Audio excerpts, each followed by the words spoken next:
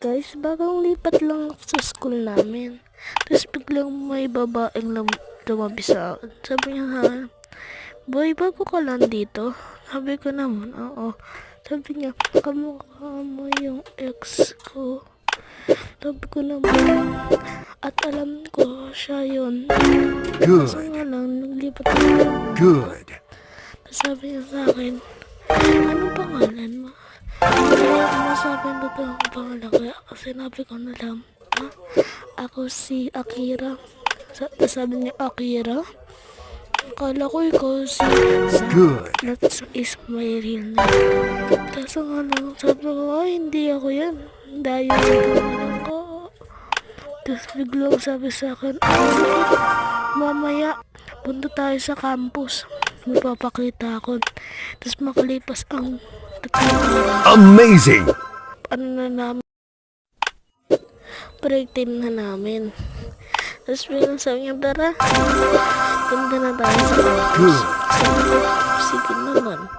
Sabi niya sa akin, alam mo ba, dito sa lugar na to na parang gubat, dito ako nakakita ng minamahal ko. Sabi ko naman, sino yun? Siya nga, si Zach. Sabi ko, kaya ko na ito, men. Sabi ng tropa ko, tapos ng tropa ko, nakita niya, sabi na, "Uy, Zach, bakit ka nandito? May kasama ka na namang chicks." Tapos nalaman niya pala si Zach. Good. Sabi niya sa akin, "Uy, ikaw pala si Zach." Kala ko, oo nga. Sabi ko, oo nga, ako nga. Unbelievable. Kung masabi na nagsisinungaling lang ako na ako si Christian. Sabi ko, ay hindi ko yung kilala, baka nagkakamali lang po kayo. Tapos, nakita niya na yung ID ko, I'm Zach. Sabi niya, Zach, ikaw pa talaga yan? Sabi ko, oo. Tapos nakunwari kang mahirap ka dahil dyan sa uniform mo. Sabi ko, Great. anong nagmumukhang mahirap?